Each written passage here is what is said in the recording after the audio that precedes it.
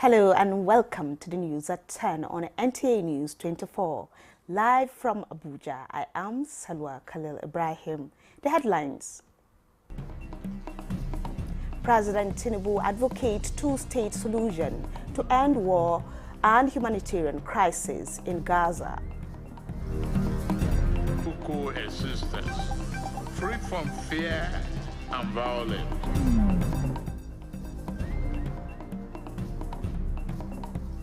President Tinubu honors Ogoni matters, promises to address historical grievances.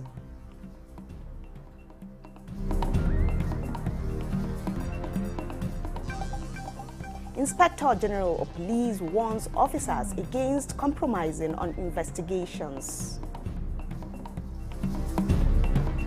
It also requires continuous monitoring and evaluation to ensure that our practices remain in alignment with national and international human rights standards.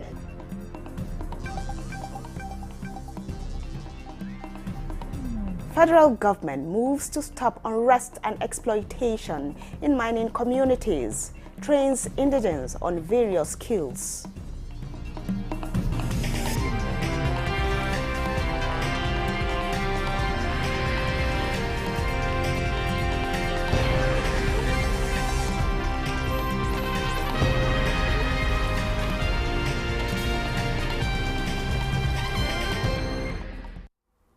Now details. Concerns are being raised over the immeasurable suffering caused by the prolonged conflict in Gaza. President Bola Tinubu raised this concern at a joint Arab-Islamic summit in Riyadh, Saudi Arabia. He says there is an urgent need to find a diplomatic end to the Israel-Hamas crisis, an issue that tops the agenda, with world leaders emphasizing collective need to end the war and humanitarian crisis in Gaza. President Tinubu is leading Nigeria's delegation to the summit. He says the world has a moral obligation to end the war as he advocates a two-state solution and compromise to bring hostility to a halt.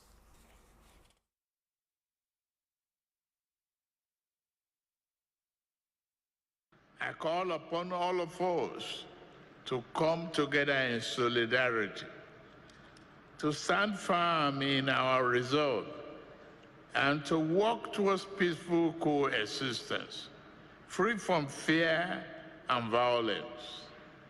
Together we can turn the vision of a two-state solution into reality. I say until then, we cannot relent. Meanwhile, President Bola Ahmed Tinubu has reaffirmed his administration's commitment to fostering dialogue, reconciliation and healing among all ethnic nationalities that makes up our great nation. In a special message to commemorate the 2024 Ogoni Martyrs Remembrance Day, President Tinubu stands in solidarity with the National Youth Council of Ogoni people and all Ogoni citizens to honor those who made the ultimate sacrifice in defense of the Ogoni nation's interest. This year's commemoration, themed "After Praise Comes Praise," reflects our collective commitment to acknowledging the pains and the lessons of the past as we aspire for a brighter future. The President, in a statement by the Special Advisor to the President on Information and Strategy, Bayo Onanuga, reaffirmed his administration's will actively address historical grievances and work toward building a united and prosperous nation for future generations. This vision will be realized through constructive engagement and mutual respect. Oil was first commercially discovered in Oloibiri, Ogoni land in 1958. The subsequent struggles of Ogoni leaders to protect their environment from harmful oil exploration were met with severe repression, culminating in the tragic execution of Ken Saro-Wiwa and 8 others in 1995. While Nigeria's leading agency in the fight against economic and financial crimes, EFCC, record milestone by way of asset recovery and conviction in the last 1 year, the country is, however, still struggling to exit the grey list of the Financial Action Task Force, FATF. The FATF considers Nigeria as a safe haven for supporting money laundering and terrorism funding. National Assembly correspondent Lami Ali reports on the Senate oversight visits to anti-corruption agencies in Nigeria. Nigeria is not the only African country on the grey list of the FATF.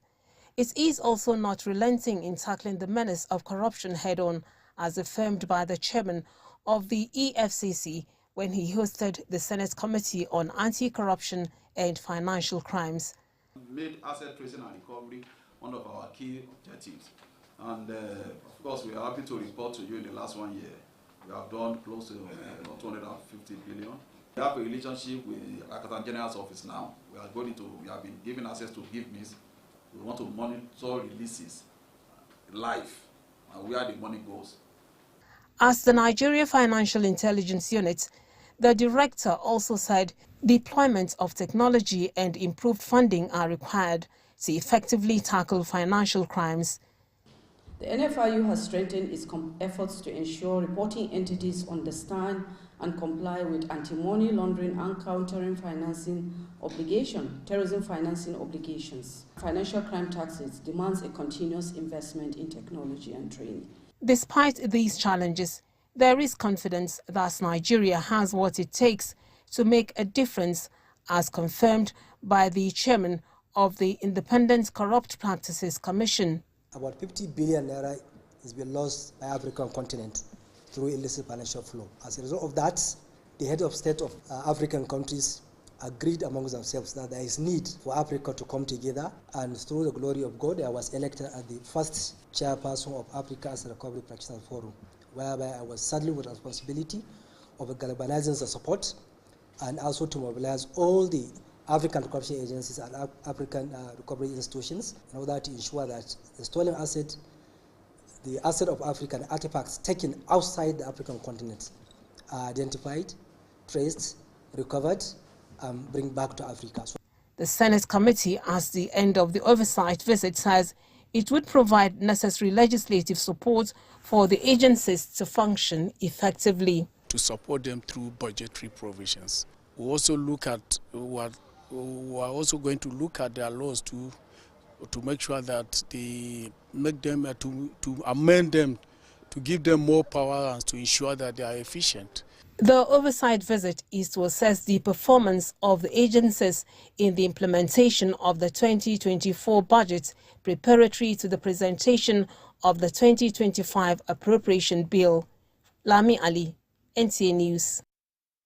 Similarly, the chairman of the Economic and Financial Crimes Commission, EFCC, Ola Olukoyede, is seeking lawmakers' support for increased funding to be able to effectively carry out its mandate, especially tackling financial crimes emanating from emerging technologies.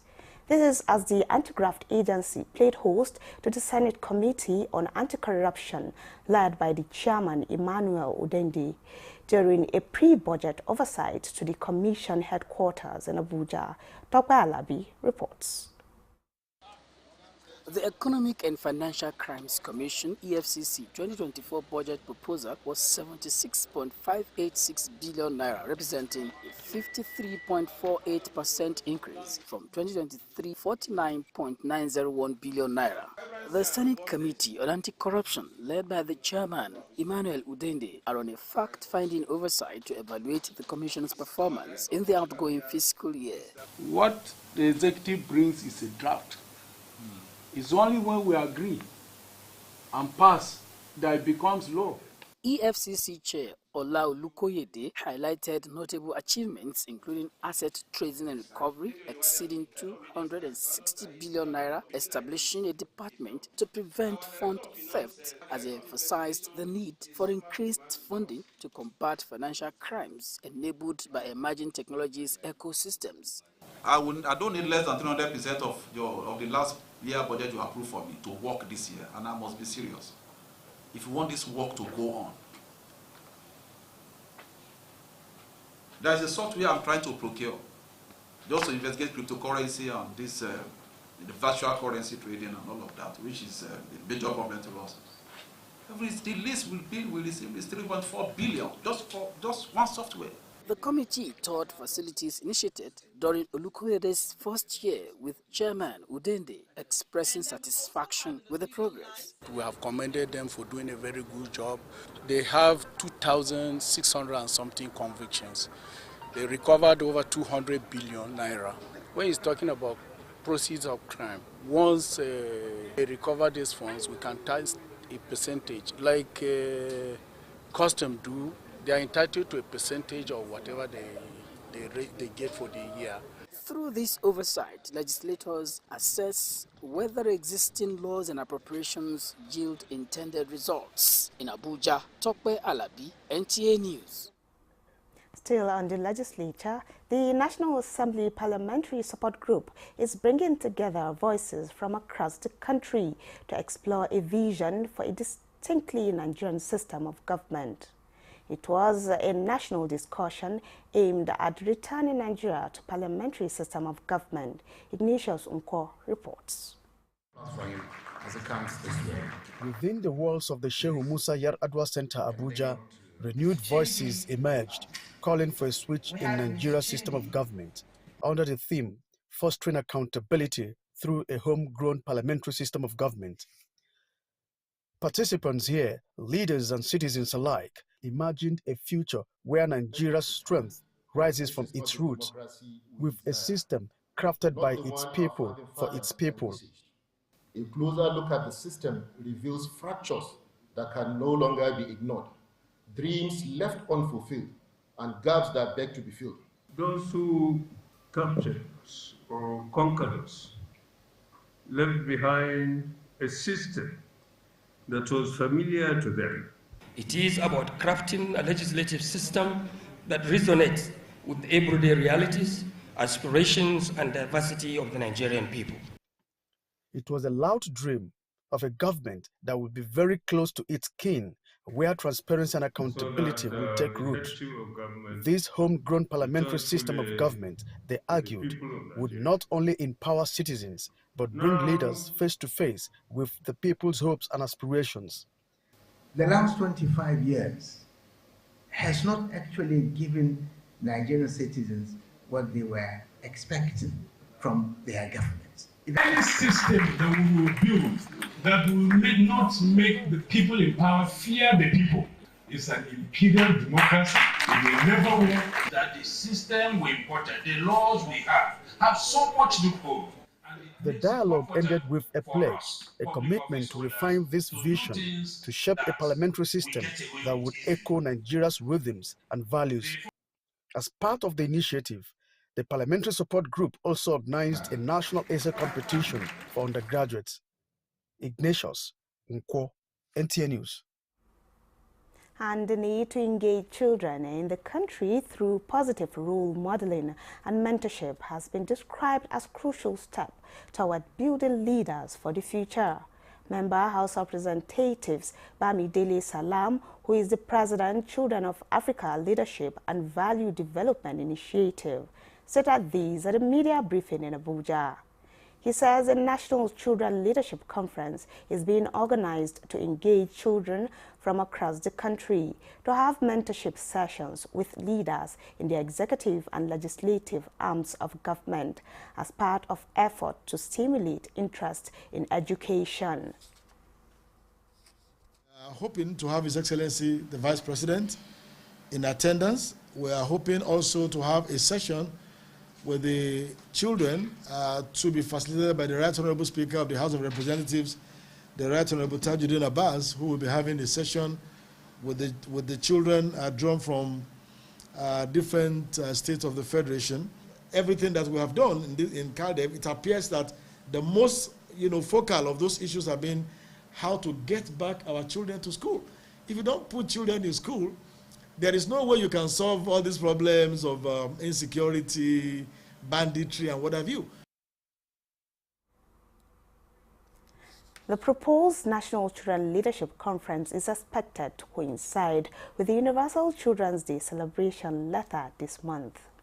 This is the news at 10 on Nta News 24. More reports after this break.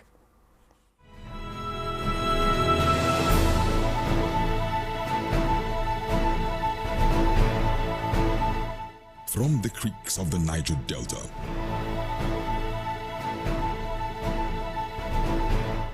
to the breathtaking scenery of the plateau, in noonday and nighttime, we set out to bring to you captivating stories that evoke your emotions.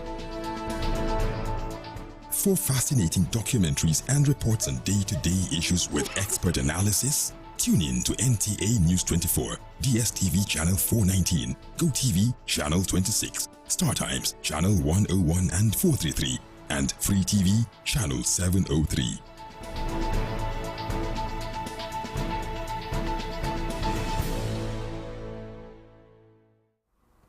Many thanks for being there. Now let's head over to Baku in Azerbaijan, where the Conference of Parties COP29 is ongoing, at least for the next 2 weeks. And his environment correspondent Charles Alpha, who is at the conference, is joining us live to bring us up to speed with event in Baku. Hello, Charles. What are the key issues or climate concerns that Nigerian delegates or officials are raising at COP29?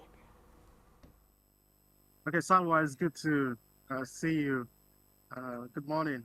And first of all, I'd like to, borrow some lines from the Secretary General of the United Nations, Antonio Guterres, when he said that the rich is causing the problem, but the poor is paying the highest price. And again, it goes to say that considering what we have gone through this year in Nigeria, for instance, the water level, the flood that we experienced in Maiduguri and other parts of Nigeria. We talk about the drying up of Lake Chad. We talk about the gas flaring that's going on and the emission that is going on in the oil-rich states, and all of that sets the tone already for Nigeria to be able to demand so much from, to be able to get rid of some of the challenges that they are having. And I would say that what they are pushing for is finance. What they are pushing for is adaptation. What they are pushing for is how do we build resilience. And in all of these, you cannot accomplish any of this without finance. And so that is what Nigerian delegation will be pushing here at COP29 in Baku, Azerbaijan. I was speaking with the member House of Representatives, Kanma, was saying that Nigeria needs to do a lot more to be able to access its finance, to be able to deal with the kind of challenges that we are experiencing in Nigeria. And so people are looking at how should Nigeria build resilience if they don't have access to this funding. And so what we're pushing for here, or what Nigerian delegation will be pushing for here, is how to get this fund. Now, some of our delegations that I spoke with yesterday, what is topmost in their mind is, aside this finance, they're also saying that, look, in the past, African countries, Nigeria, what they do is get debt-based financing. But what they're looking for right now is not just debt-based financing, but grant-based financing. You can't give a loan to people who do not emit so much, and then you are expecting them to pay back, these loans. And so they are saying that Nigeria should be given a grant-based financing. African countries, developing countries that have contributed less than 5% to global warming should not be given this kind of debt finance, but grant finance to enable them, fight, the issue of climate change. And so the world, they said, if the world do not pay for what is happening, humanity will have to pay the ultimate price. And that is where we are right now. Okay, now a lot of challenges there, like you mentioned, and also opportunity for Nigeria. But from your perspective now, what have been the main successes rather so far in terms of collaboration between developing and developed countries, you know, at COP29, particularly in securing climate financing, like you mentioned? Okay, so like I said, financing is the major thing right now, but there are other issues that will come to play, you know, as the days go on. Today is just second day. Right now, there are lots of plenary sessions going on, and in another few minutes or hours from now, world leaders will be meeting to present their action plan, you know, to the world, what they have been doing to take part of, take care of the issues we're having, the underlying issues we're having in climate change. But again, they are saying that if there has to be a headway, private sectors, collaborations, donors, and all of that finance will have to come to play. There are a lot that the private sector have, but it is not being leveraged. And so they are asking that there has to be some kind of partnership. The House of Rep member that I just talked to you about is talking about how can Nigeria, you know, partner with parliamentarians from other countries to be able to push for the kind of policy that will make countries who are emitting more pay. You know, Article 6 of the Paris Agreement would, you know, make provisions for carbon trading and all of that. It's been pushed for here. It is a situation whereby if you emit more, you pay more. So climate justice is what we are pushing for here. And like I said, if there is anything, there has to be a kind of partnership that will yield results. And getting this kind of partnership, the onus will not lies on government to be able to leverage what the partner private sector has to offer in this regard. Charles Alpha there, joining us live from Baku. We hope to get more report from you. Many thanks for joining us, Charles. Thank you, Salwa. Good to see you again.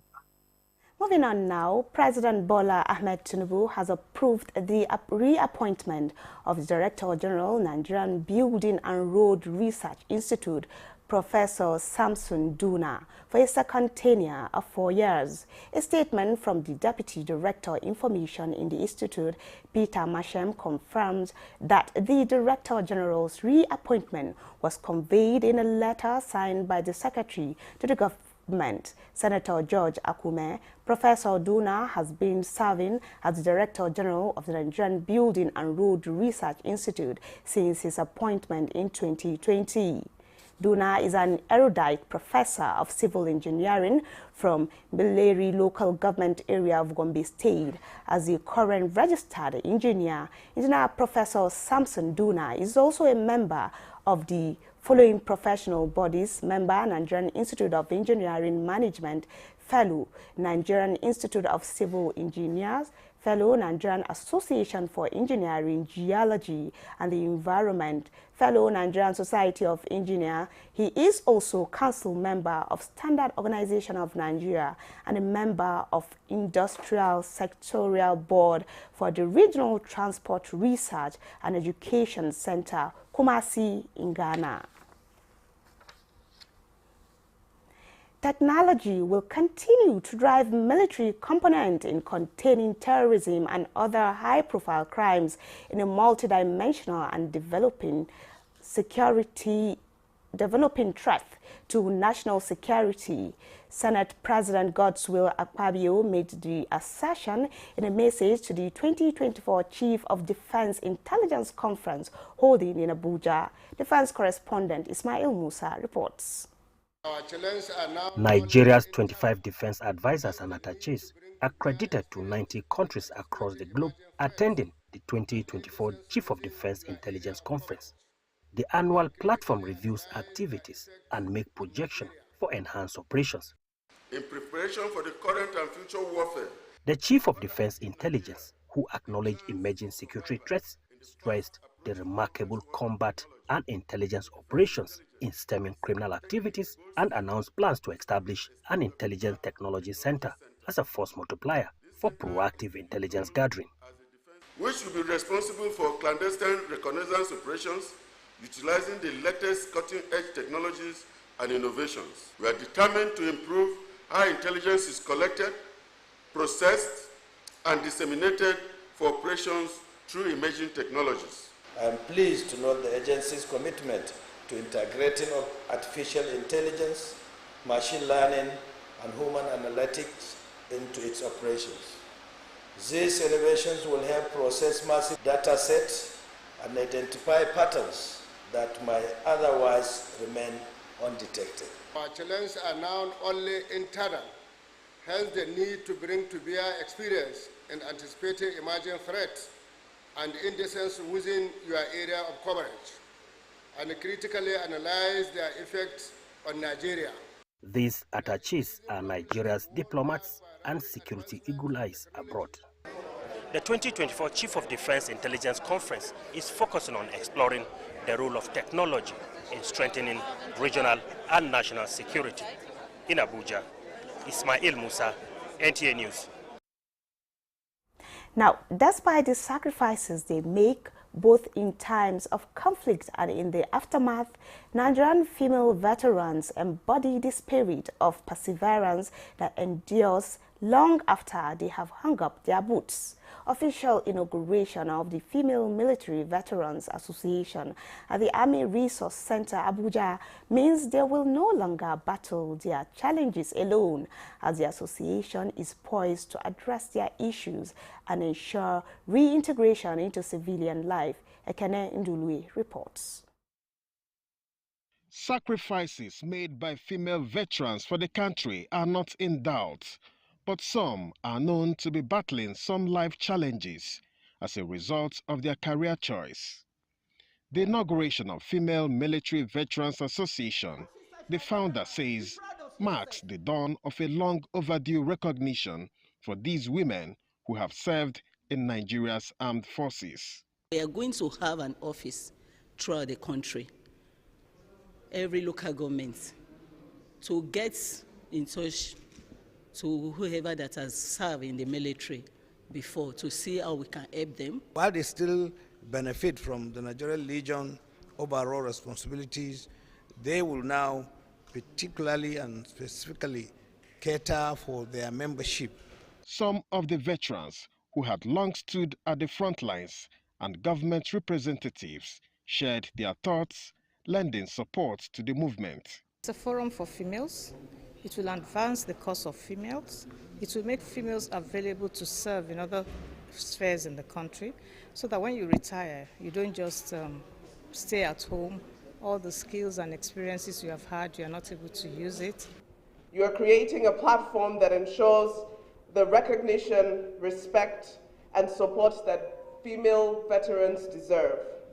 As the ceremony draws to a close, the veterans are urging both government and society to acknowledge sacrifices made by female veterans and ensure their life after service is not defined by neglect. In Abuja, Ekene Ndulwe, NTA News. Another break beckons. We'll be back shortly. Stay with us.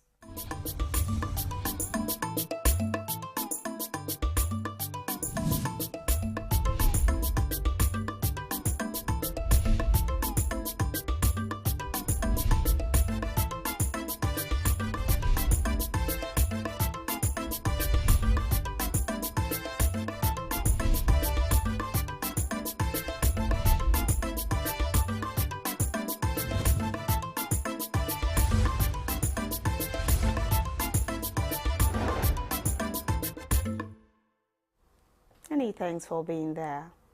Now, any officer found compromising the integrity of the investigation department of the force will be dealt with accordingly. Inspector General of Police Kayode Igbetekun gave the warning at a workshop for heads of police investigation and intelligence unit in Abuja. Francis Form reports. Gathered in this hall are heads of investigation and intelligence units of the force from across the country, participating in a workshop focused on enhancing professionalism in criminal investigations and establishing a uniform standard of operations within the Nigeria Police Force. This initiative, led by the Inspector General of Police, is part of a broader strategy to modernize policing practices and improve investigative outcomes. By consistently applying professional standards, we also protect the rights of the accused and the victims, thereby upholding the principles of justice and fairness foundational to our legal system. Moreover, professionalism within the police force contributes to broader societal impacts, including social harmony and political stability.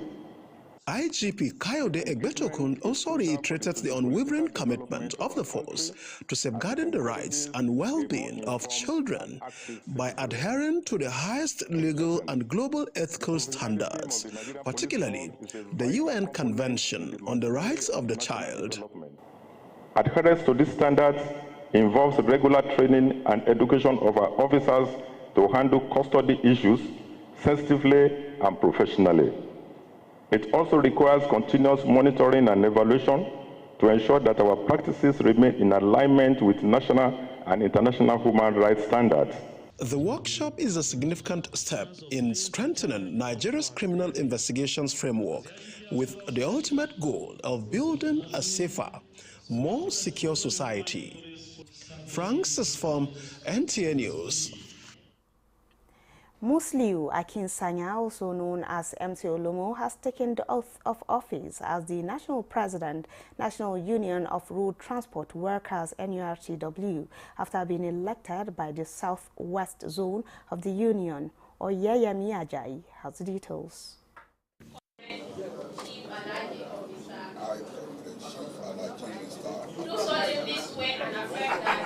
Taking the oath of office by the new leadership of the National Union of Road Transport Workers, NURTW, to these chairmen and secretaries from all 36 states of the union, it could be said to be a new dawn for them, as they are ready to steer the union on a better path. Musiliu Akinsanya, also known as MC Oluomo, elected the new president, now becomes in charge of the union, with the vice president, Tajudeen Akmede, who emerged the vice president. One thing emphasized is the need for properly uniting the union with the target of better service. I, Aliyu Isaure, the former acting president, now step down since the House has unanimously elected somebody to be the president. I'm now stepping down. I became my deputy president. It will leave the union to create with the help of anti-abuse.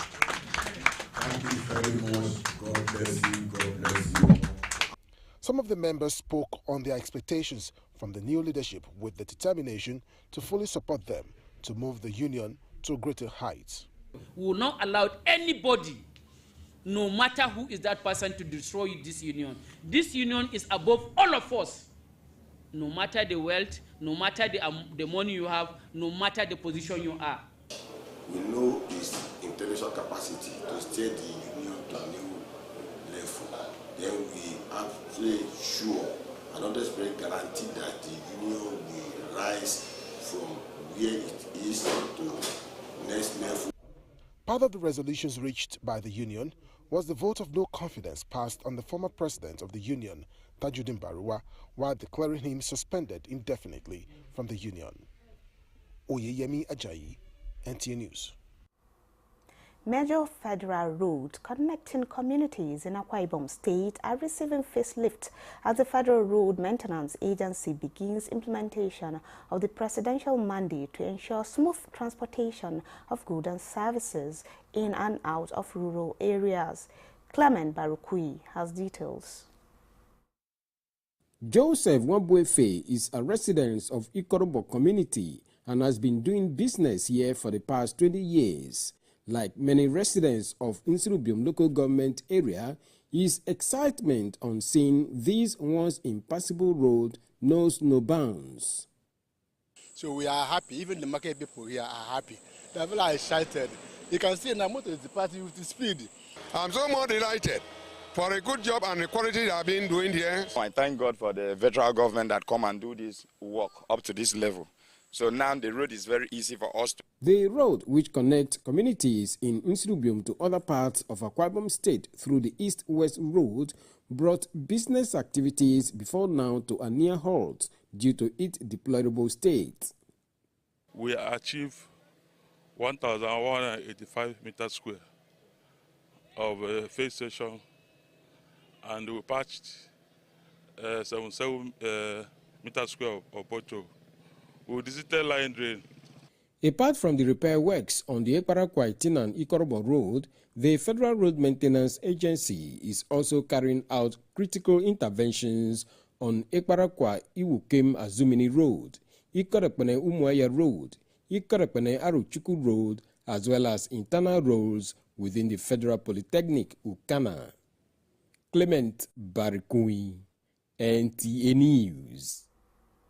The national president of Ilorin Emirate Descendant Progressive Union, Abdul Mu'min Ayo Abdul Malik, salute the leadership style of the Emir of Ilorin and Chairman Kwara State Council of Chiefs, Alhaji Ibrahim Sulu Gambari, as he also described him as an outstanding exemplary leader. The national president stated this on Friday while speaking with newsmen after participating in a special Jumat service to mark the 29th anniversary of the reign of the Emir at the Ilorin Central Jumat Mosque. Alhaji Sulu Gambari emerged as the Emir in August 1995 and was formally installed on Saturday, November 1995 as the 11th occupant of the prestigious throne. The community leader said that the Emir has been a consistent apostle of peace and prosperity for the good people of Ilorin Emirate and the generality of Nigerians. Abdul Malik, who acknowledged the Emir's support for the union before and since his installation, said the tremendous expansion and transformation witnessed by Ilorin Emirate and Kwara State since 1995 cannot be divorced from the exciting leadership style and prayers of the frontline monarch. The community leader prayed to Allah to grant the Emir long life as well as sound health to enable him serve Allah and humanity for a longer time. Similarly, the Emir of Ilorin and Chairman Kwara State Traditional Rulers Council, Alhaji Ibrahim Sulu Gambari, has expressed his deep appreciation for Nigerians for celebrating with him on his 29th coronation anniversary as the 11th Emir of Ilorin. In a statement issued on Tuesday by his spokesman, Mala Abdulaziz Oruna, disclosed that the monarch is overwhelmed by the large turn and avalanche of goodwill messages as well as fervent prayer offered to him during the historic event. Alhaji Sulu Gambari especially thanked the Sardauna of Ilorin and Executive Governor of Kwara State, Abdul Rahman Abdul Razak, for his exceptional leadership qualities and show of love at all times to the dynasty. He also expressed his gratitude to the people of Kwara State, associations, groups, public office holders, as well as private individuals for the several events such as empowerment programs to mark his 29th year's anniversary on the throne. The Emir, however, restated his desire for the people of Ilorin Emirate, Kwarans and Nigerians at large to continue to love each other in order to sustain the peaceful coexistence in the society and attract more development to the grassroots. He therefore commended the government at all levels for putting in place numerous infrastructural development that have brought modernization to Kwara State and made the state to be unique across the country. He prayed for more prosperity, peace and harmony in Nigeria and global world at large. The Nigerian Labour Congress (NLC) has directed all state councils of the union where the national minimum wage has not been fully implemented by first day of December 2024 to proceed on strike. The union issued this directive after its National Executive Council meeting held in Port Harcourt, Rivers State, to address urgent issues facing Nigerian workers and the Nigerian nation. In a statement, NLC expresses deep frustration over a delay by some state governments to implement the 2024 National Minimum Wage Act, describing it as a betrayal of the Constitution and denial of the right of workers. The union resolved to set up a National Minimum Wage Implementation Committee that will, among others, commence a nationwide assessment, mobilization and sensitization campaign educating workers and citizens on their dignity and rights. It is also called for the implementation of comprehensive social protection policies that shield Nigerians from poverty, provide affordable health care, and ensure a wage that reflects the true cost of living. Nigeria loses more than $9 billion annually to illegal mining activities. This was brought to the fore at the capacity building and training of host communities on various skills and experience sharing to protect their rights. Bosedi Ebel Amusu reports. The federal government, through Nigeria Extractive Industries Transparency Initiative, NATI, is partnering with Global Rights to empower more than 91 participants from 5 local government areas in Nasarawa states in different skills. Some of the issues deliberated on are health hazard, environmental degradation, and economic marginalization, despite the wealth generated from the resources leading to unrest. Deceiving the landowners with a little peanut. Key industry players say most of the mining activities in Nigeria are unregulated, adding that this has led to an increase in insecurity and displacement of many individuals from their ancestral homes. Our traditional leaders play a vital role in fostering collaboration and ensuring that the interests of the communities are protected. Unity is very important in developing the community so that all of them will be speaking with one voice. Empowering indigenous communities also enhances their ability to negotiate with mining companies and government bodies. The aim of the government is to promote a sustainable and gender-inclusive minerals sector, ensuring that more women participate in the mining sector. In Abuja, Bosede Ebola Mosu, Nta News. The 9th edition of the Institute of Legislative and Democratic Studies NILS National Quiz Competition on Legislature and Democracy for Senior Secondary Schools in Nigeria has ended in Abuja with Nta High School from Rivers State emerging as the overall winner. Mohammed Rabiu Ali reported that NILS announced the award of scholarships to winners of the 2024 competition to study at the tertiary level. Which of these is a type of resolution? A, plural resolution. B, simple resolution. C, distinct resolution. D, concomitant resolution. Option B, simple resolution. I just go straight and say, that is the correct answer. After hours of a keen contest among participating schools from 6 geopolitical zones, 3 schools could not go for the last round.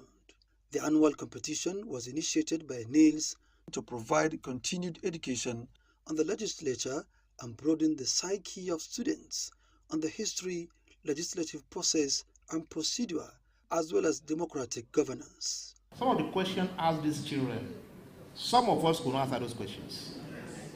And you see these children getting the question where we are getting no to the question there.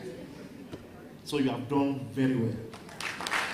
In Nta High School, Rivers won the first position, followed by School for the Gifted Gwagwalada Abuja and Bishop Otubelu Genoret Trans Ekulu Enugu, who went home with second and third positions in that order. I'm very happy for the opportunity. No, many people always criticize us, public schools. They say we are just a bunch of slackers, we don't know anything. But we have been able to show them we have passed through the state level, we passed through the zonal level, and we are able to come here and emerge winners. Thank God for what we got. First up, it's not easy. So we are happy with what we got.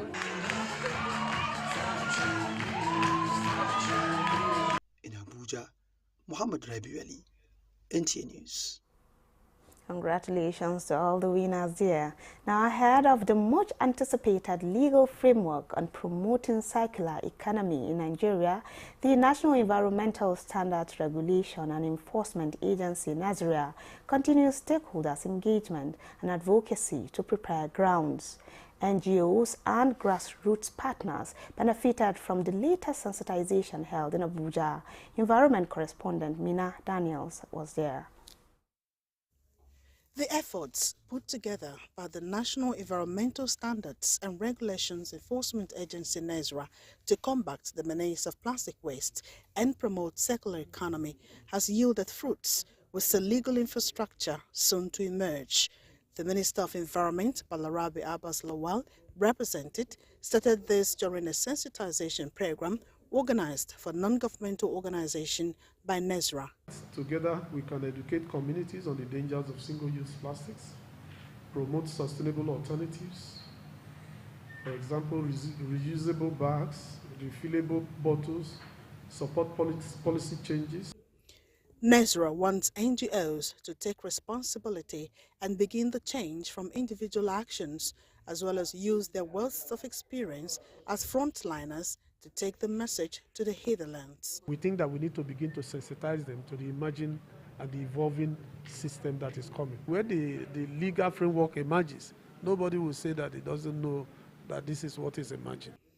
Participants from various NGOs as well as stakeholders pledged support to NESRA in the fight to rid the environment of single-use plastics and curtail its menace in a bid to sustain environmental health. Waste pickers are very, very important in the circular economy value chain.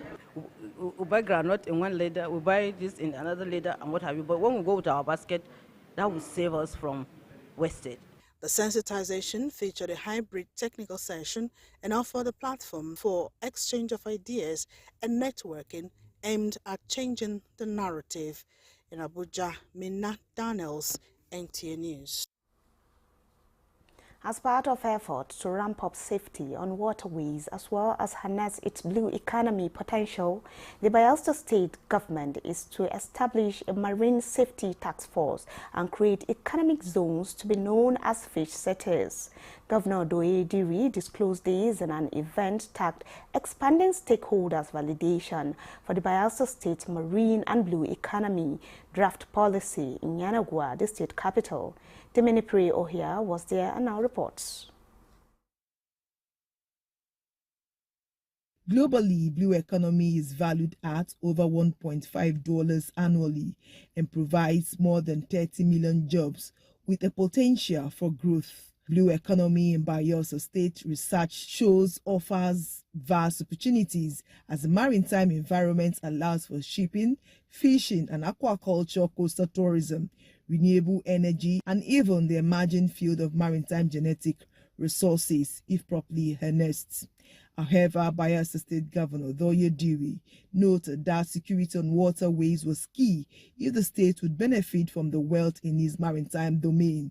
Governor Diri said his administration's investment in infrastructure, such as the 3 senatorial roads, which all lead to the Atlantic Ocean, would create opportunities for young people to make a living. The governor called for collaboration between relevant federal agencies and the coastal states, as the blue economy sector had the ability to make Nigeria depend less on oil and gas.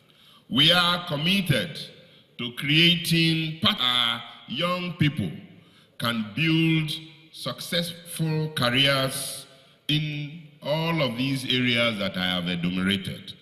For us, this is more than just about creating jobs.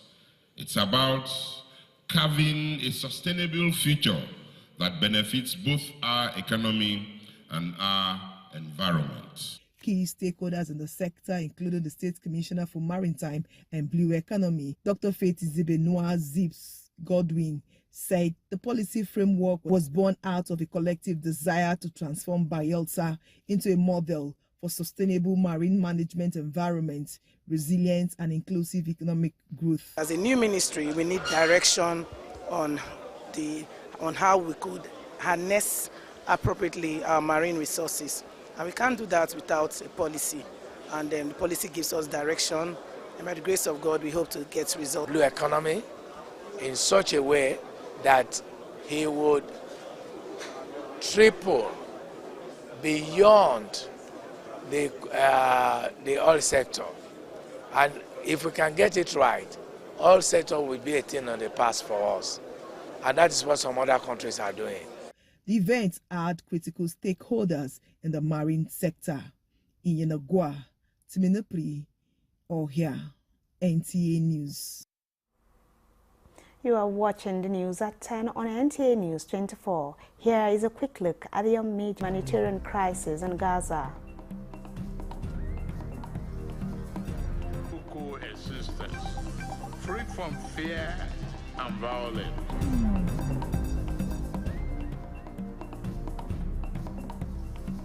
President Tinubu honors Ogoni Mata's promises to address historical grievances.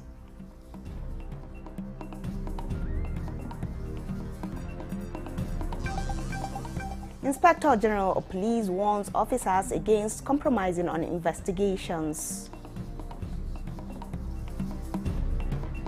It also requires continuous monitoring and evaluation to ensure that our practices remain in alignment with national and international human rights standards.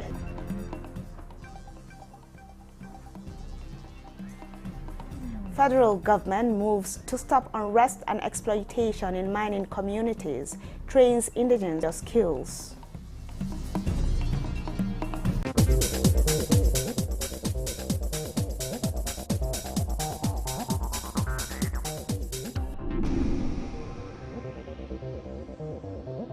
This is Nta News 24. Let's head to the foreign desk now. Campaigns are in top gear in Senegal ahead of the country's legislative elections. Details with Oyeyemi Ajayi.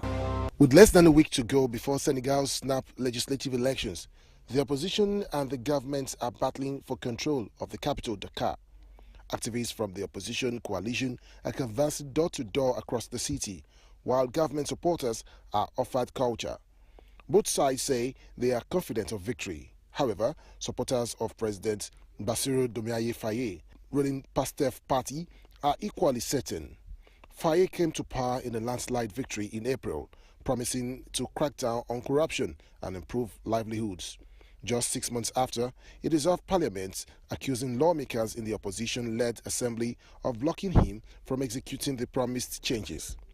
He called for new elections, hoping to win a majority that would secure his mandate.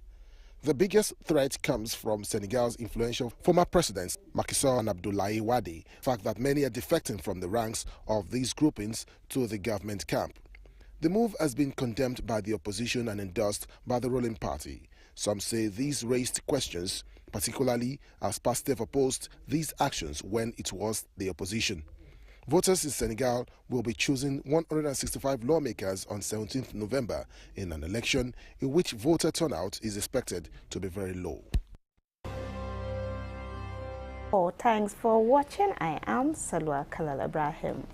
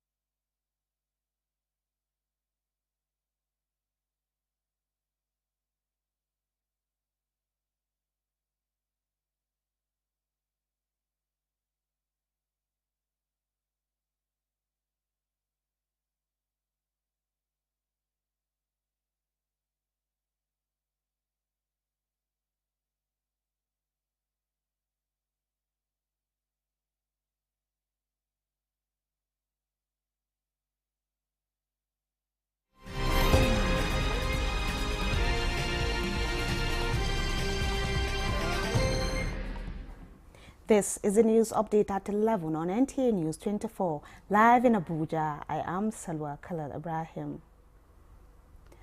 President Bola Tinubu has raised concerns over sufferings caused by prolonged conflict in Gaza.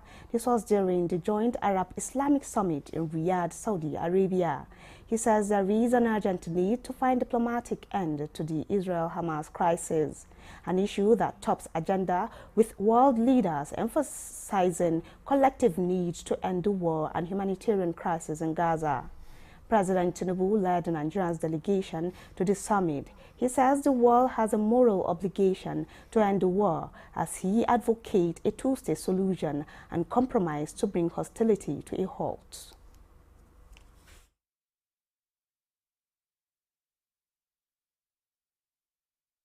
To come together in solidarity, to stand firm in our resolve, and to work towards peaceful coexistence, free from fear and violence. Together we can turn the vision of a two-state solution into reality. I say until then, we cannot relent.